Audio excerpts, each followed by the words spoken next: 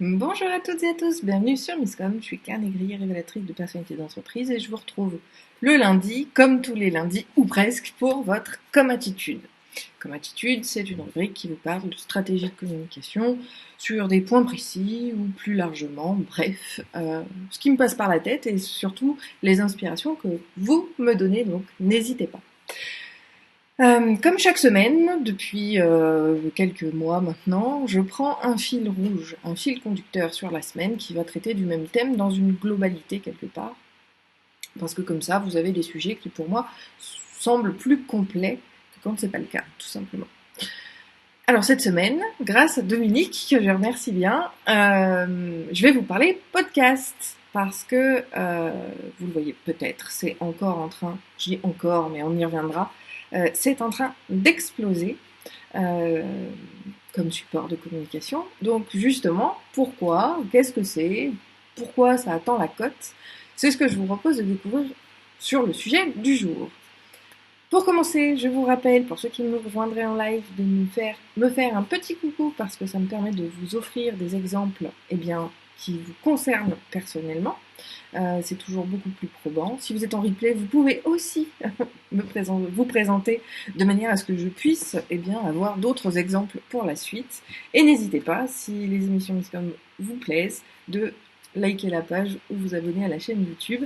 Je serai toujours ravie de vous accueillir et puis de vous retrouver puisque à ce moment-là, vous serez alertés. Commençons donc tout de suite par rapport au podcast. Donc qu'est-ce que le podcast? Ce sont des émissions audio qui sont proposées sur différentes plateformes. Euh, les toutes premières, on a vraiment sorti ce support de communication il y a quelques années euh, avec des plateformes pardon, je me mélange, iTunes, je vais y arriver, c'est lundi. Comme iTunes. Après, on a eu des plateformes un peu plus développées en France, comme SoundCloud. On y reviendra de toute façon demain, puisque ce sont les outils de diffusion de vos podcasts. Donc les podcasts, c'est quoi? Honnêtement, il n'y a pas vraiment de format type. Ou alors, ceux qui vous disent qu'il y a un format type, justement, c'est pas forcément du personnalisé. Et je vous rappelle que l'essentiel et le plus important, c'est la personnalisation, à la fois en tant que branding, c'est-à-dire que c'est votre personnalité, et également la personnalisation auprès de votre audience. C'est-à-dire que l'idée justement d'un podcast, ça va être de toucher d'autres personnes qui font pas partie de vos followers, de vos abonnés, on pourrait les résumer, voilà, de votre audience, c'est de pouvoir aller les toucher parce qu'ils ne sont pas ailleurs. Ça, c'est vraiment un point crucial. Le podcast va vous permettre de toucher, si il est judicieux, encore une fois, le podcast est un outil de communication qu'on aura sélectionné pour répondre, pour être la réponse la plus précise et la plus rentable à l'objectif que vous avez défini avant. Donc, je vais me prendre en exemple. Ça fait 2 ans que ça me trottait dans la tête. Donc, depuis la fin de l'année dernière, parce que j'aime pas les résolutions de janvier, depuis décembre 2019, j'ai lancé mon propre podcast. Et mon propre podcast, il est vraiment très particulier. Ça s'appelle Les Dessous de Misscom. J'ai cherché longtemps son titre. J'ai pensé à Marketing Bullshit, j'ai pensé à d'autres idées, et puis finalement, vu que c'est une partie de moi, et une partie de moi que je ne peux pas exprimer en public, parce que les sujets que je vais y aborder sont un peu touchy, on va dire. D'ailleurs, j'ai oublié de poster celui de ce week-end, donc je vais essayer de me rattraper. Et tant pis, il vaut mieux qu'il soit posté plus tard que effectivement pas posté du tout. Mais bien évidemment, dans la stratégie, il faut de la régularité. Donc, comme tout support de communication, on va parler des objectifs. On va parler des sujets que vous allez aborder. C'est-à-dire qu'il faut avoir des thématiques, il faut avoir un objectif. Voilà, comme Misscom par exemple. Misscom, c'est essayer d'éduquer un petit peu les entrepreneurs euh, pour qu'ils prennent conscience que le marketing, c'est vraiment quelque chose d'important. Et puis de les aider, parce que moi j'en ai marre de voir tous ceux qui se tirent une balle dans le pied parce qu'ils communiquent mal. Finalement, je leur apporte mon soutien avec mes vidéos. Donc mon objectif à moi, il est éducationnel. Et donc cet objectif-là, effectivement, j'avais ma cible, toute beaucoup de mon audience est sur Facebook, est un petit peu sur YouTube aujourd'hui. Donc la réponse la plus euh, pertinente par rapport à cet objectif, cette cible et les messages que je voulais faire passer, c'était Facebook et donc une réplique sur YouTube. Maintenant, le podcast, ça va être exactement la même chose. Moi, j'ai choisi le podcast parce que, eh bien, ça reste quelque chose de vivant. Il faut le savoir. Aujourd'hui, les écrits, les textes, tout ce qu'on va rédiger, tout ce qui va être du domaine du rédactionnel, ça va être intéressant et les gens vont continuer à lire, bien évidemment. Mais si on est sur des dossiers, si on est sur des thématiques pratico-pratique, et si on est sur des grands thèmes, on va pouvoir utiliser le rédactionnel. Mais si on souhaite mettre, justement, créer du lien, développer du vivant, tout ce qui va être voix et vidéo, dans vidéo, il y a la voix et plus l'image, ça va avoir un impact beaucoup plus intéressant et beaucoup plus probant. C'est pour ça que ces supports-là, vidéo et audio, vont pouvoir répondre à ce fameux besoin de lien qu'on a avec l'audience, à ce besoin d'expression, parce que finalement, quelle est la différence aussi entre quelque chose qu'on entend et quelque chose qu'on lit? C'est qu'à la lecture, bon, même si aujourd'hui on a les smileys, on a quand même quelques petits, ce qu'on appelait les onomatopées, on a quelques petits outils qui nous permettent de rajouter un ton dans nos textes. Bien souvent, le plus gros souci du texte, c'est que l'interprétation qu'on en a va être celle du lecteur par rapport à son humeur du moment, par rapport à sa vision des choses. On n'a pas de ton. On a quelque chose qui doit être neutre pour justement ne pas être pris trop à cœur dans un sens ou dans un autre. Alors que finalement, l'avantage de la vidéo ou du podcast, c'est que c'est vivant. C'est parce que c'est vous qui vous exprimez. À l'oral, on a une intonation, on a une intensité, on a des expressions. On peut justement rire, et le rire fait donc comprendre que c'est quelque chose que l'on trouve drôle, et le message à faire passer va être quelque chose d'humoristique peut-être. On va vraiment pouvoir toucher notre cible avec cette idée de l'intégrer complètement dans l'univers que l'on partage. Et ça, c'est quelque chose auquel le podcast, à l'instar, enfin, tout comme la vidéo, va vraiment répondre. Donc le premier point, ça va être ça. Est-ce que votre objectif, c'est de créer ce lien, d'avoir une touche en plus pour lequel le podcast serait la bonne réponse. Encore une fois, on n'y coupe pas, cette idée de la stratégie, elle est obligatoire pour tout ce que vous pensez. Le podcast, c'est pas juste une idée, c'est une réponse à ces étapes précédentes. Coucou, merci Jean-Noël de me retrouver. Écoute, je vais bien, j'espère que toi aussi. Donc aujourd'hui, comme tu peux le voir, on aborde le sujet du podcast qui m'a été inspiré par Dominique ce matin. Et puis, j'essaie de développer. Donc si toi tu as des questions sur le sujet, n'hésite pas. Et si vous me retrouvez en live, n'hésitez pas. Si vous êtes également en replay, vous pouvez tout à fait me poser vos questions en commentaire et j'y répondrai avec grand plaisir, soit directement dans votre commentaire ou bien dans une autre vidéo, puisque vous m'inspirez les chroniques qui suivent. J'en étais où du coup Le podcast va vraiment vous permettre de créer ce fameux lien et de traiter, ça c'est mon deuxième point, de traiter des sujets un petit peu différents. Et c'est justement ce que moi j'ai fait avec les dessous de Miscom. Les dessous de Miscom, je ne veux pas que ce soit un podcast ultra grand public. Je l'ai pas voulu. J'en fais pas une promotion énorme parce que je considère que c'est mon clin d'œil pour tous mes abonnés, tous ceux qui me suivent, quel que soit le support, parce que j'y aborde justement des sujets qui sont un petit peu coup de poing. J'écoute, j'apprends déjà beaucoup. Écoute, je te remercie Jean-Noël. Cela dit, ça permet de relever le débat et de continuer à échanger sur ces sujets-là. Donc si tu as des questions qui viennent quand tu m'écoutes, n'hésite pas à les poser. Malgré tout, c'est ce qui nourrit. Donc j'étais en train de dire, oui, que moi, mon podcast, pourquoi je l'ai voulu? Déjà, comme je vous le disais, par rapport au ton, au timbre, et à l'intonation, et à l'émotion qu'on va pouvoir faire passer. Et je l'ai aussi pris parce que, même si ça explose, le nombre d'auditeurs sur des podcasts reste quand même restreint par rapport au web, par rapport au site internet.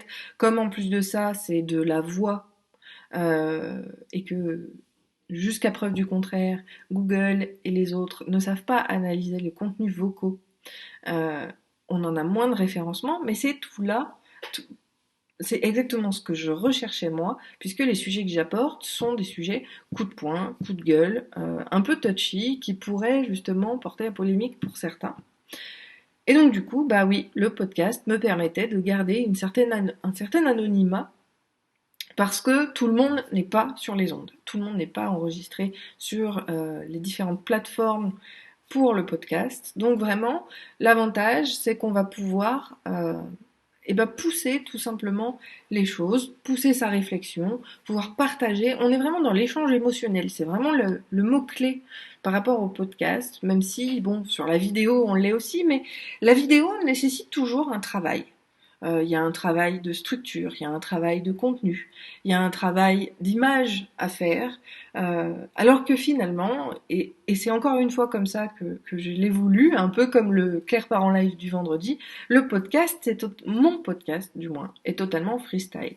On peut avoir bon, il y a toujours un peu de structure bien évidemment, parce que je sais ce que je veux y dire, et je l'organise euh, en partie, même si à l'intérieur c'est freestyle. Et on a quand même cette liberté-là, puis comme je vous dis, aujourd'hui, tout le monde n'écoute pas des podcasts, donc l'audience va être restreinte, et pour moi, c'est un moyen, du coup, de donner un contenu qui va être différent de ce que l'on peut faire ailleurs. Il y a un degré d'intimité qui est supérieur, je trouve, également sur le podcast, donc on a vraiment cette notion de, voilà, on est ensemble dans un cocon, et finalement, on n'est pas aux yeux de tous, comme par exemple ces vidéos sont sur Facebook ou sur YouTube. Du coup, vous avez vraiment une liberté d'expression sur ces podcasts, puisque vous allez toucher des choses très particulières. Ça, c'est aussi un grand point de différence, c'est que le podcast, souvent, on va l'orienter sur soit un point ultra précis de son métier, soit sur un point qui va être connexe à son métier. Euh, pour le coup, bah, malheureusement, je parle beaucoup de moi, mais en même temps, j'ai pas spécialement d'idée de podcast que je pourrais prendre en exemple. Mais mes sujets à moi, comme je vous l'ai dit, sont un peu touchy parce que j'ai envie de mettre un coup de pied dans la fourmilière et de sortir comment dire, des sentiers battus, oui, mais pour pouvoir éclairer les gens en disant, bah non, là, ce qu'on vous dit, c'est des conneries. Quand on fait comme ça, bah en fait, ça marche pas. Voilà, j'essaye vraiment, c'est une éclaireuse, on va dire, de conscience pour pouvoir se rendre compte que bah, dans le marketing, il y a beaucoup de travers, il y a beaucoup de choses qui vont pas, et j'avais aussi ce besoin de m'exprimer là-dessus. Donc, au-delà de l'outil purement marketing qui est dans l'idée de toucher une nouvelle audience, de pouvoir euh, travailler sur un autre support de communication. Encore une fois, même si le multicanal est intéressant, trop de canal, tue le canal. Donc si on est trop de partout, on perd. Sauf si, comme moi, on s'exprime de manière totalement différente et sur des sujets complètement différents entre ces différents supports. C'est tout là l'art du multicanal. Alors, où est-ce que j'en suis? Justement, il faut que je retrouve mon fil. Vous allez vraiment avoir un intérêt si vous avez des sujets qui sont complémentaires au support que vous avez déjà mis en place. Encore une fois, on n'est pas là pour faire des redites de choses qui sont déjà exprimées, que ce soit sur vos réseaux sociaux, sur votre blog, si vous faites de la vidéo sur votre chaîne YouTube, je pense à toi Jean-Noël, on va pas s'amuser à faire des redites. Ça ne sert à rien, ce n'est pas pertinent. Encore une fois, vous allez perdre votre temps et pour pas grand-chose.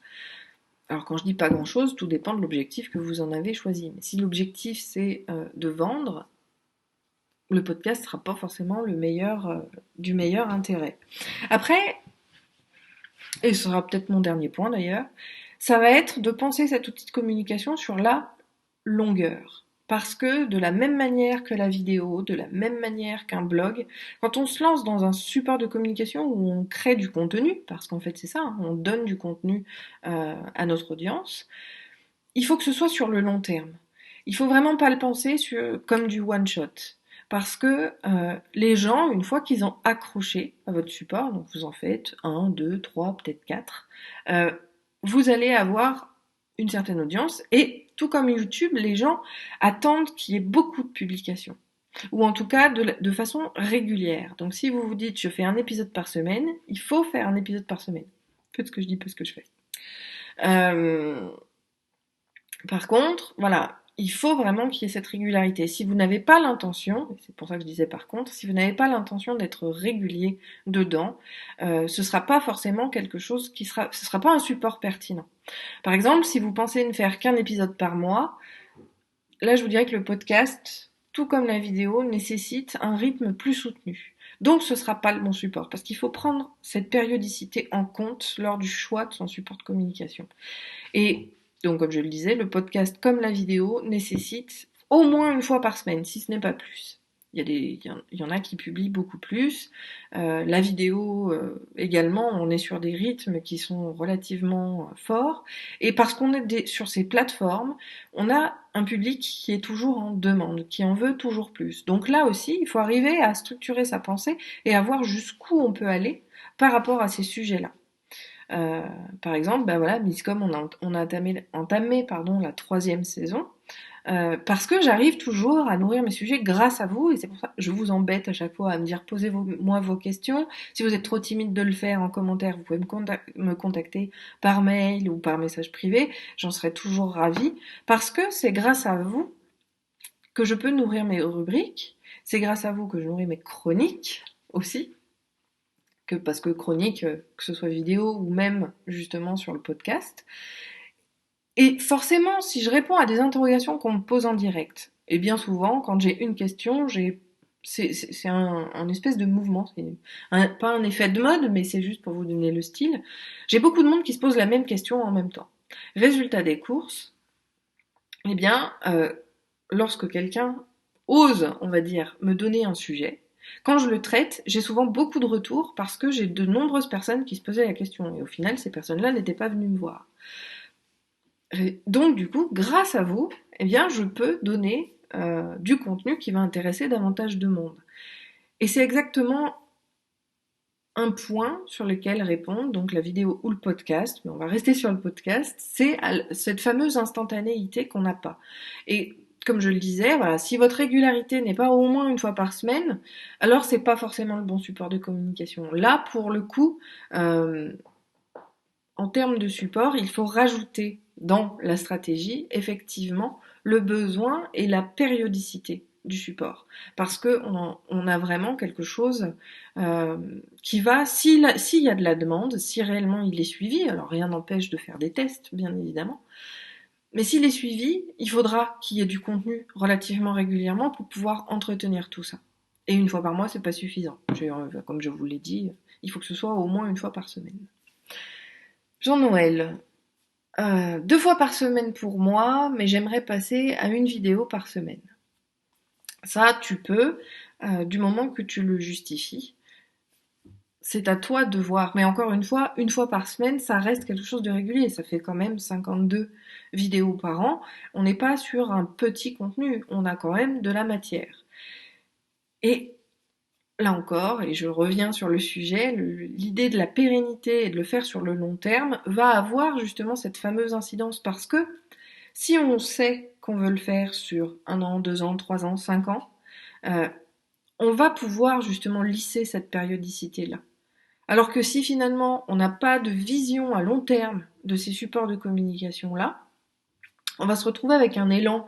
Effectivement, quand c'est neuf, quand on a envie, quand d'un seul coup on se dit tiens j'ai envie de faire ça pour ça, et qu'on se lance, souvent on arrive à enregistrer 2, 3, 4, peut-être 10 épisodes d'un coup. On va les mettre, on est content, donc on va peut-être les programmer par semaine ou on va les programmer par jour. Et c'est là où finalement il y a un souci, c'est que une fois l'inspiration venue de cette nouvelle idée, eh ben, le fait de créer le contenu va être de plus en plus difficile. Et c'est là où justement on va perdre en audience, mais surtout on va perdre en crédibilité, parce que si on n'arrive pas à se tenir un, un rythme suffisamment régulier, euh, on va perdre effectivement en crédibilité, puisque les premiers jours ou les premières semaines, on a fait 10 épisodes d'un coup, donc on a pu les mettre, et si après il n'y en a plus qu'un par mois, eh bien on a une chute de l'audience, et là encore, du coup, non seulement on va perdre en visibilité puisqu'on a cherché à en avoir, et mettons que sur les 10 premiers épisodes justement l'engouement était là, les gens nous ont rejoints, si après on ne publie qu'une fois par mois, on va perdre cette audience, on va perdre en qualité et forcément on perd en crédibilité derrière. Donc vraiment, vraiment, vraiment, le point à penser vis-à-vis du podcast, c'est la régularité et le long terme. Alors moi, ce qui me fait sourire, c'est que le podcast, c'est l'un des rares supports de communication qui est complètement cyclique. C'est-à-dire que on a parlé podcast il y a 3 ans, c'est à peu près 3 ans, voilà. Tous les 3 ans, cet outil de communication revient à l'honneur, revient à charge, revient à fond. Et puis, au bout d'un an et demi, 2 ans, il retombe aux oubliettes, plus personne n'en fait, plus personne ne suit. Et puis d'un coup, ça revient, c'est à nouveau le support de communication que tout le monde veut utiliser. Et moi, je trouve vraiment ça dommage parce que euh, penser sur le long terme, comme je le disais, c'est vraiment pouvoir créer des habitudes et des rendez-vous avec son audience qu'on n'a pas forcément ailleurs. Autant un article de blog, on a beau les envoyer aujourd'hui aux gens, le monde est tellement pressé, a tellement de choses à faire, prend plus le temps de faire ce genre de choses-là. Et c'est là aussi où tout ce qui est voix off va avoir un intérêt. Tant que vous ne parlez pas de sujets qui ont un besoin d'attention extrêmement important, un degré d'attention important, le podcast va pouvoir être très intéressant parce que les gens vont pouvoir l'écouter même en faisant autre chose. Alors justement, c'est ce que je veux dire par rapport à une intention importante, c'est que s'il faut pas une écoute active, du moment parce que les gens vont l'écouter en méthode passive, c'est-à-dire en faisant autre chose, ça va être l'arrière-fond. Donc, soit on va être sur des formats très très courts, soit on va être sur des sujets ou des choses qui vont être beaucoup plus, ou plutôt beaucoup moins importants. C'est pour ça que, par exemple, les livres audio, aujourd'hui, on la cote parce que, il n'y a pas besoin d'avoir une écoute active pour suivre un livre, et du coup, les gens vont écouter les livres audio en faisant leur ménage, en faisant toute autre chose. Bonjour Cécile, bienvenue à toi. Bon, tu arrives un petit peu à la fin de la bataille, mais c'est pas grave, je te remercie d'être présente. Donc voilà un petit peu pour les podcasts. C'est quelque chose de très important de réfléchir à sa stratégie parce que, encore une fois, si on trouve l'audience, si effectivement ça match, les gens vont être beaucoup en demande. Et donc il faut vraiment le voir avec régularité, relativement rapprochée, comme je vous ai dit, au moins une fois par semaine. Et puis, sur le long terme. Ne faites pas ça si vous savez qu'au bout de 6 mois, vous allez vous lasser. C'est pas intéressant, c'est pas pertinent et vous perdrez en crédibilité. Si vous avez des questions, n'hésitez pas. D'ailleurs, j'ai oublié de vous poser la question de la semaine, puisqu'on a une question qui tient le fil rouge. Le podcast, est-ce que vous en écoutez? Est-ce que vous avez eu l'idée d'en créer un pour vous-même? Je vous laisse répondre en commentaire à la question. Et puis, rappelez-vous, si vous connaissez des gens qui seraient intéressés par mes sujets, n'hésitez pas à les inviter à découvrir les lives ou à leur partager les vidéos. Je vous souhaite une très bonne journée, un très bon appétit, et je vous retrouve demain justement où on parlera des outils de podcast pour diffuser ces podcasts, le matériel dont on pourrait avoir besoin pour enregistrer ces podcasts. Je vous dis à demain et je vous souhaite un bon appétit. Bye bye!